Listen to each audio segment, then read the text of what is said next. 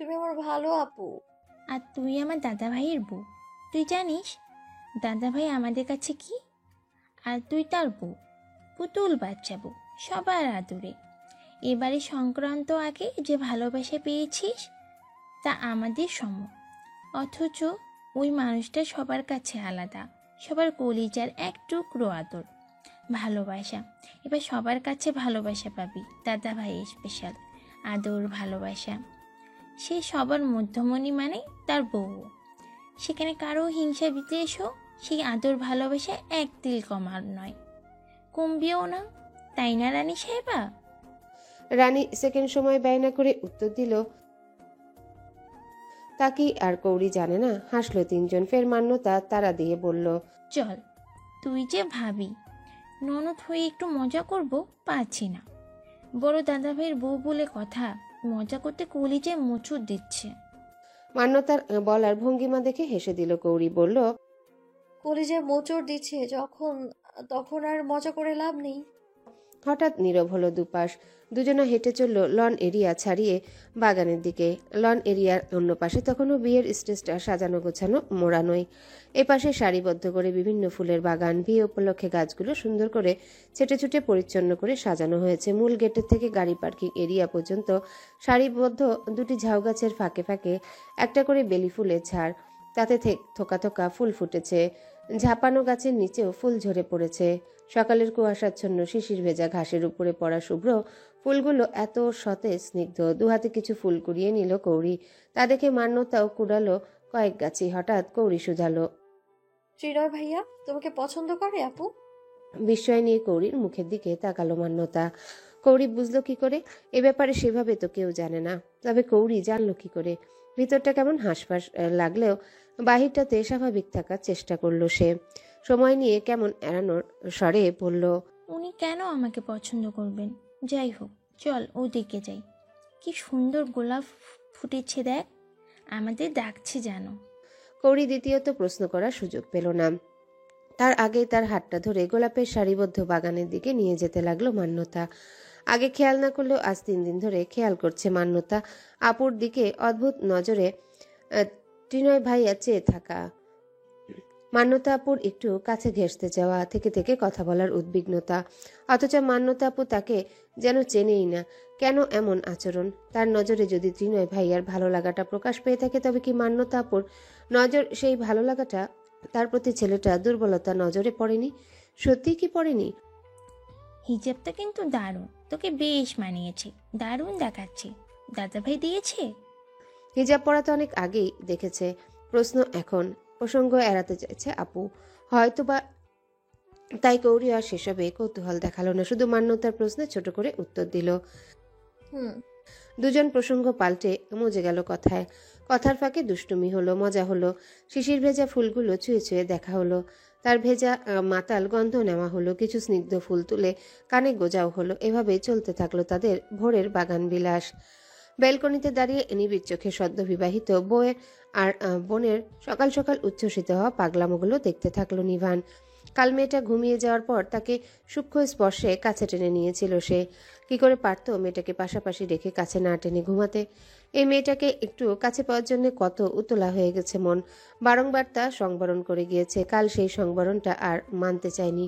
ধৈর্যহারা হয়ে ঘুমন্ত মেয়েটাকে নীরবে কাছে টানতে শরীর মন দুটোই বাধ্য করেছিল। শরীরকে পাত্তা দেয়নি সে, মনটাকে পাত্তা দিয়ে মেয়েটাকে নিজের সাথে নিবিড় বন্ধনে জড়িয়ে নিয়েছিল শুধু।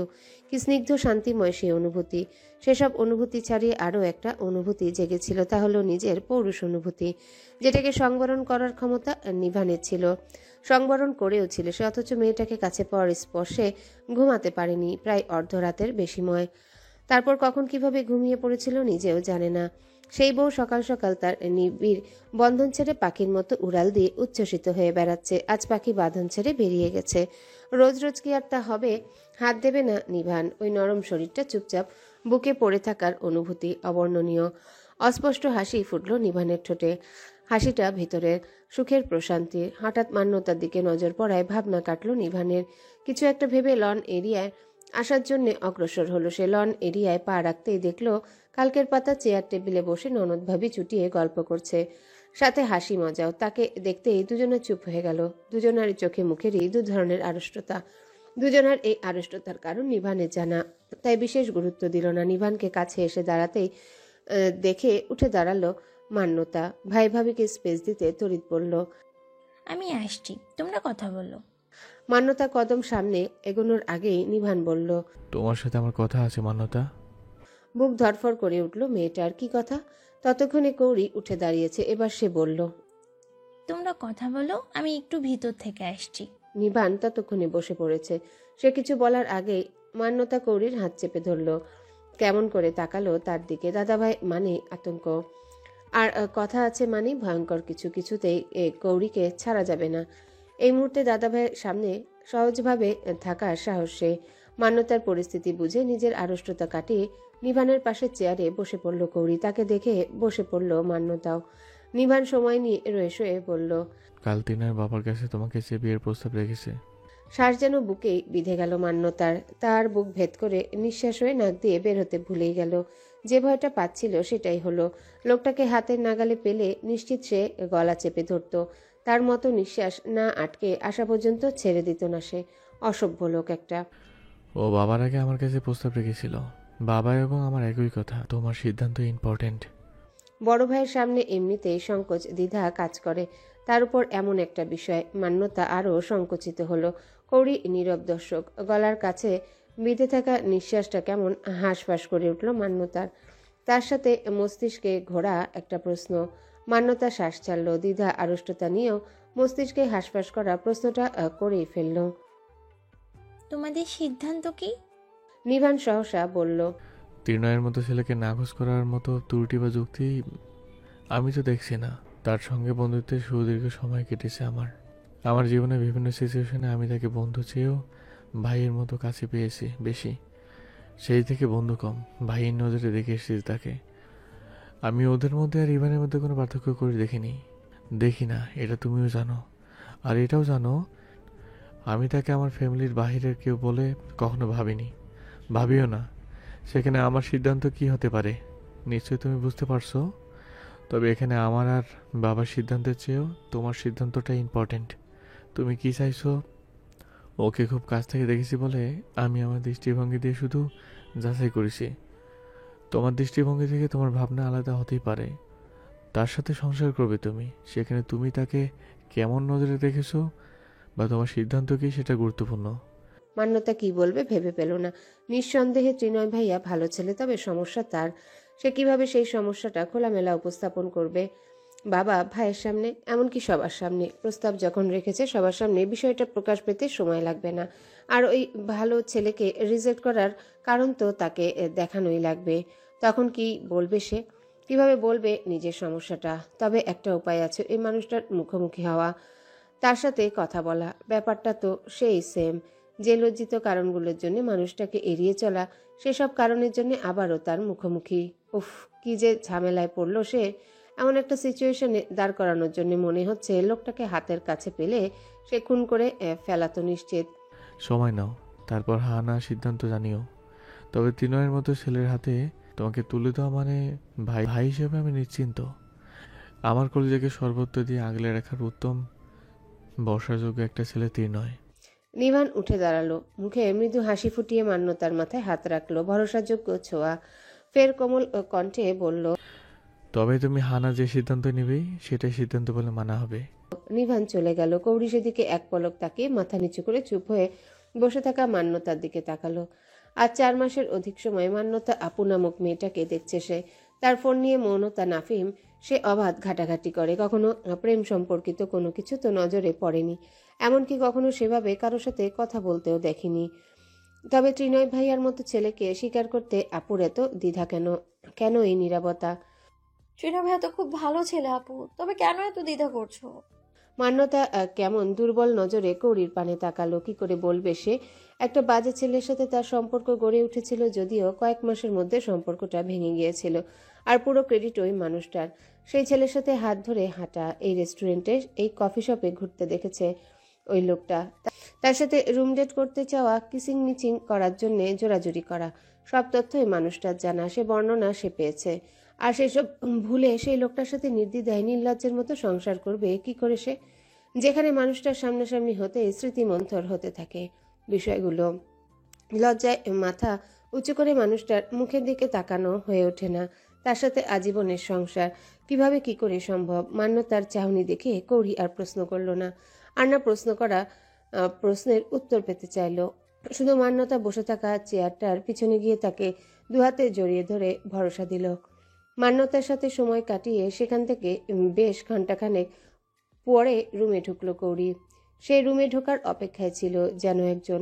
রুমের দরজা ফাঁক হতে তাকে যেন চিলের ছো মেরে টেনে এনে বুকে শক্ত করে জড়িয়ে নিল অপেক্ষায় তৃষ্ণার্ত মানুষটা। তার পাতলা দেহটা এমনভাবে আষ্টেপৃষ্টে জড়িয়ে নিল নিজের সাথে, যেন বুকের নয় নিজের শরীরের সাথে মিশিয়ে নিতে চাইছে মানুষটা। আশ্চর্য হয়ে হঠাৎ ঘটে যাওয়া কাণ্ডে বিমূঢ় হয়ে রইল কৌরি। তাতে ক্লান্ত কি মানুষটা? না। গায়ের হিজাবটা টেনে ছাড়িয়ে নিয়ে বেডে ছুড়ে দিতে কৌরি এবার নিজেই নিজেকে শক্ত করে সঁপে দিল সেই বুকে। মুঠো হাতে জড়িয়ে ধরল মানুষটার বলিষ্ঠ পিঠ। করছেন কি? আমার গায়ে ওড়না নেই। বলে যেন বিব্রত হলো সে, অথচ সেই মানুষটা তার কথাগুলোকে পুরো অগ্রাহ্য করে বলল, এটা শাস্তি। সকাল সকাল আমাকে রুমে ফেলে উড়ন্ত প্রজাপতির মতো আগানে বাগানে ঘুরে বেড়ানোর জন্য। কৌরি চুপ, উত্তর করল না। যদিও উত্তর দেওয়ার পর্যায়ে নেই সে। চুলের আস্তরণে ঠোঁটের ছোঁয়া পেতেই হাত দুটোর বন্ধনই যেন আরো দৃঢ় হলো। জড়িয়ে ধরা মানুষটা ফের বলতে শুরু করলো, সেদিন ওই বর্ষার দিনে তোমাকে পাওয়ার ইচ্ছে ছিল না, পাচ্ছিলাম না তোমাকে। সেদিন কঠিনভাবে অনুভব করছিলাম তোমার প্রতি আমার দুর্বলতা, আমার স্বাভাবিক নিঃশ্বাসের আকুলতা। তারপর তোমাকে যখন পেয়ে গেলাম, এভাবে নিজের সাথে জড়িয়ে নিতে ইচ্ছে করছিল। বর্ষার পানিতে ভেজার এই কুন্দনরত মুখটা আদর ছুঁয়ে দিতে মন চাইছিল খুব করে। আমি তৃষ্ণার্ত পথিক, অনাহারি হলেও ও বিবেক শুতে দিল না আমার আহার। তারপর সেদিন হসপিটালে যখন তোমাকে ওভাবে নির্জন ঘুমিয়ে দেখতে দেখলাম, তোমাকে ঠিক এভাবে বুকে জড়িয়ে নেওয়া তৃষ্ণাটা আমার 14 গুণ হলো। অথচ আমি অসহায় পথিক, আমি বিবেকের বশীভূত, পারলাম না তোমাকে ছুঁতে। নিজের সংবরণ করলাম, তবে নিজেকে সহনশীল ব্যক্তি হিসেবে অমর রাখতে পারলাম না। আর একটা দিনে দেরি নয়, তোমাকে আমার হালাল রূপে পাওয়ার তৃষ্ণা পেল, হালাল করে নিলাম। সে তৃষ্ণার্ত পথিককে তুমি সকাল সকালে একা ফেলে প্রজাপতির মতো রঙিন পাখানা মেলে ঘুরে বেড়াচ্ছ। সেই পথিক কি করে মেনে নেবে? কৌরি শান্ত মেয়ে, তাকে যেন আরো শান্ত অনুভব করলো নিভান। হঠাৎ তাকে ছোঁয়ার অনুযোগ নেই, অভিযোগ নেই। কেমন যেন শান্ত মেয়ের মতো লেপ্টে আছে তার বুকে। হাতে থাকা ওড়নাটা মেয়েটার গায়ে জড়িয়ে দিল নিভান। কৌরি এবার তড়িৎ মুখ উঁচু করে চাইল। তা দেখে নিভান মৃদু হেসে দুষ্টুমিষ্টি কণ্ঠে বলল, বরটাকে খুব খারাপ মনে হচ্ছে তাই না? বিয়ে হতে না হতেই। নিভানের কথা শেষ করতে দিল না, তার আগেই মাথা ঘন ঘন এদিক ওদিকে নাড়িয়ে না সম্মতি জানিয়ে মুখে বলল, আপনি একটুও খারাপ নন, একটুও না। শেষের কথাগুলো নিভানের মুখের দিকে তাকিয়ে বলতে পারল না, তাই স্বইচ্ছায় আবারও মাথা রাখতে হলো তার বুকে। লজ্জায় আড়ষ্টতায় কথাগুলো বলে চুপচাপ রইল নিভানের। হাসি চওড়া হলো, সেই অমায়িক হাসি কণ্ঠেও রেশ পেল। কৌরির পিঠে রাখা হাতটা আলতো স্পর্শে বোলাতে বোলাতে বলল, আমার বুঝদার লোকেশনে বউটা রেডি হয়ে নাও, আমাদের ও বাড়িতে দাদুমার কাছে যেতে হবে। ও বাড়ি? আর ঠিক দাদু মা বলতে বুঝতে কৌরির একটু সময় লাগলো। তবে তৎক্ষণাৎ সে প্রশ্ন করলো না, নিজে থেকে বুঝতে চেষ্টা করলো নিভানের কথার অর্থ। আর কাকেই বা দাদুমা বলছে, আর ও বাড়ি বলতে কোথায় যেতে চাইছে মানুষটা। তবে বুঝে ওঠার আগেই দরজায় কড়া নাড়ল কেউ। কৌরিকে ছেড়ে দাঁড়ালো নিভান। ছাড়া পেতে গায়ে মাথায় ওড়নাটা ঠিকঠাক করে জড়িয়ে নিল সে। নিভান গিয়ে দরজা খুলল। ওপাশে মাকে দাঁড়িয়ে থাকতে দেখেই ভেতরে ভেতরে একটু অপ্রস্তুত হলো। তার রুমের দরজা কখনো আটকানো থাকে না, দরজায় লাগানো ভারী পর্দাগুলো দরজা আটকানোর কাজ সেরে দেয়। যদিও নখবিহীন রুমে কেউ ঢোকে না, যার কারণে রাতে ছাড়া দরজা আটকানোর প্রয়োজনও পড়ে না, অথচ আজ আটকাতেই হলো। আর বিষয়টা তাকে একটু অস্বস্তি দিল, যাতে ভিতরে ভিতরে একটু অপ্রস্তুত বোধও করলো। তবে নিহারিকা বেগম সেসবে বিশেষ ভ্রুক্ষেপ করলেন না, কেমন চিন্তিত গলায় জিজ্ঞাসা করলেন, কি সিদ্ধান্ত নিয়েছিস? কৌরিকে নিয়ে যাবি নাকি ও বাড়িতে? ভেতরে আসো মা। দরজা ছেড়ে দাঁড়ালো নিভান। নিহারিকা বেগম চিন্তিত মুখে ঘরে ঢুকলেন, ফের বললেন, মানুষটা অসুস্থ, কদিন বাঁচে কবে মরে তার ঠিক নেই। অসুস্থ মানুষটা যখন একবার আবদার করেছেন কৌরিকে নিয়ে, তোকে কিন্তু একবার যাওয়া দরকার। বংশের বড় ছেলে তুই, বিয়ে করেছিস, তিনি আসতে পারলেন না, তাই বলে কি নাত বউ দেখার ইচ্ছা পোষণ করবেন না? যা, একবার ঘুরে আয়। তোর ছোট চাচ্চু কত করে বলে গেলেন কাল। সকাল হতে না হতেই আবারও ফোন কলে ব্যস্ত করে তুলেছেন। যাচ্ছিস কিনা তোরা? রিসেপশন যখন হচ্ছে না, তখন আজই একবার যেতে তাড়া দিচ্ছেন নাকি তোর দাদুমা? নাতবুকে দেখার জন্য নাকি অস্থির করে তুলেছেন। আমাকে ফোন দিয়েছিলেন? কথা হয়েছে দাদুমার সঙ্গে। দাদুমা তলব করেছেন আজ একবার গৌরীকে বাড়িতে নিয়ে যাওয়ার জন্য, তাকে দেখানোর জন্য। চাচ্চু বলেন তিনি বেশ অসুস্থ, দেরি হলে তিনি যদি আর গৌরীকে না দেখতে পান, তাই চাচ্চু বারবার রিকোয়েস্ট করে বলেন একবার যেতে। করবি, যাবি। এখন নাকি বিকালে যেতে চাইছিস? কাল বিয়ে হলো, বাড়ি ভর্তি মেহমান। করির ছোট চাচাও তো আছেন।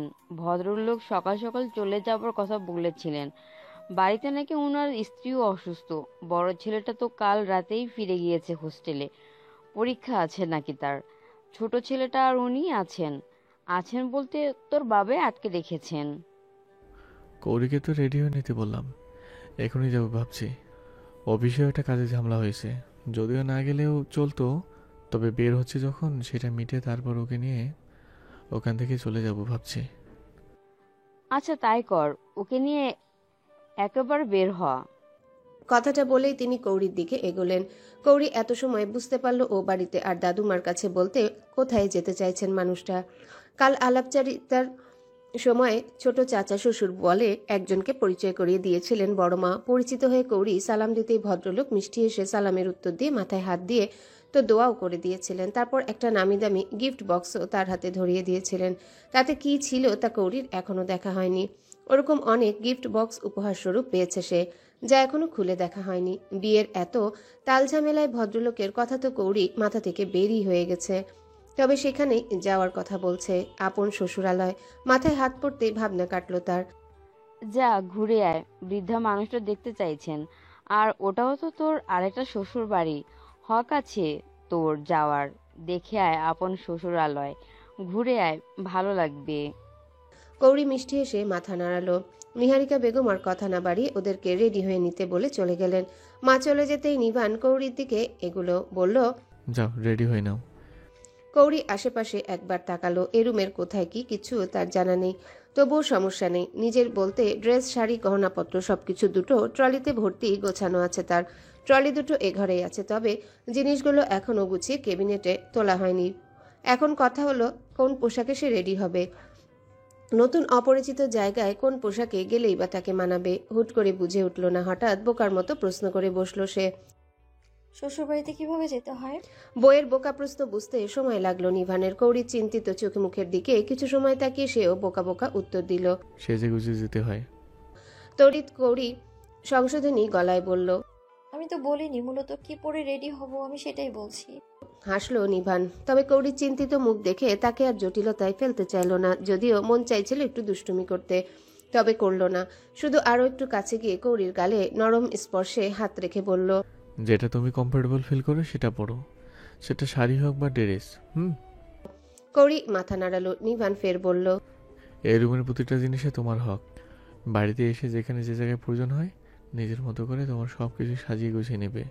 কোনো কিছু ছুঁতে বা কোথাও কিছু রাখতে কোনো দ্বিরূপ দ্বিধা পোষণ করবে না, কেমন? কৌরি ফের উপর নিচ মাথা নাড়িয়ে সম্মতি দিয়ে মুখে মৃদুস্বরে বলল। হুম। নিভান ফের নরম স্বরে শুধালো। দ্বিতীয়বার আর আমাকে বলতে যেন না হয়। কৌরি এবার মাথা এদিক ওদিক নাড়িয়ে না সম্মতি জানিয়ে ফের আগের ন্যায় মৃদুস্বরে বলল। না। নিভান সহসা কৌরির কপালে ঠোঁট ছুঁয়ে বলল, এই তো লক্ষ্মী শোনা বউ আমার। আচমকা গালে হাত রাখা, কপালে ঠোঁট ছোঁয়া কৌরির ভিতরটায় কেমন ঝড় বয়ে চলল, অথচ বাহিরে সে সাবলীল দাঁড়িয়ে। নিভান সরে দাঁড়ালো, ওয়াশরুমের দিকে যেতে যেতে বলল, ক্যাবিনেট খোলো, দেখো ওখানে তোমার সব কিছু রাখা আছে। তোমার ভালো মন্দ যেটা ইচ্ছা হয় পড়ো। এগুলো এখানে কি করে? আকস্মিক প্রশ্নে মুখ তুলল নিভান। কৌরির হাতের দিকে তাকিয়ে অমায়িক হেসে স্বাভাবিক গলায় বলল, ওগুলো যেখানে পেয়েছো সেখানে তো থাকার কথা নয় কি? আমার বউয়ের জিনিস আমার কাছে গচ্ছিত থাকবে না তো কোথায় থাকবে, কার কাছে থাকবে? ভেতরে ভেতরে অনুভূতির ভরা জোয়ার বয়ে চলেছে, তবুও সহসা ফের প্রশ্ন কৌরির। আপনার কাছে এলো কি করে? শান্তশিষ্ট মেয়েটার প্রশ্নবাণে নিভানের হাসি চওড়া হলো। মাথা মুছতে মুছতে মুখে হাসি রেখেই উত্তর দিল। লন্ড্রিতে দেওয়ার পর পার্সেল করে ওগুলোকে আমার কাছে পাঠানো হয়েছিল। আপনি পাঠাতে বলেছিলেন? নিভান এবার মাথা মোছা বাদ দিয়ে কৌড়ির দিকে এগুলো। তৎক্ষণাৎ কৌড়ির খেয়াল হলো সামনের মানুষটা ট্রাউজার পরা, উন্মুক্ত, প্রশস্ত পেটানো বুক পিঠ, বর্ষায় ডোবা কাশফুলের ন্যায় বুকের আস্তরণে নুইয়ে আছে ঘন লোমশগুলো, যা আগে কখনো দেখা হয়নি কৌড়ির। লজ্জায় ঝিমঝিমিয়ে উঠল ভিতরটা, উষ্ণ অনুভূতিতে হাঁসফাঁস করে উঠল মন। সেই লজ্জা হাঁসফাঁস দ্বিগুণ করে দিয়ে নিভান এসে দাঁড়ালো তার সন্নিকটে। তার বলিষ্ঠ বুকটা এসে থেমে গেল কৌড়ির চোখ বরাবর। মুহূর্তে চোখ মুখ শক্ত করে দিয়ে নজর নিম্নমুখী করে ফেলল কৌড়ি। তা দেখে ঠোঁটের দুষ্টু হাসিটা আরো বিস্তৃত হলো। মাথা নিচু করে মৃদুস্বরে কেমন ধীমে ধীমে বলল, হ্যালো বন্ধুরা, পরবর্তী পার্ট খুব তাড়াতাড়ি আসবে, তো সবাই অপেক্ষায় থাকো। আর চ্যানেলটি যারা এখনো সাবস্ক্রাইব করোনি তারা পরবর্তী পার্ট দেখার জন্য চ্যানেলটি সাবস্ক্রাইব করে রেখো। ধন্যবাদ সবাইকে, আমাদের সাথেই থেকো।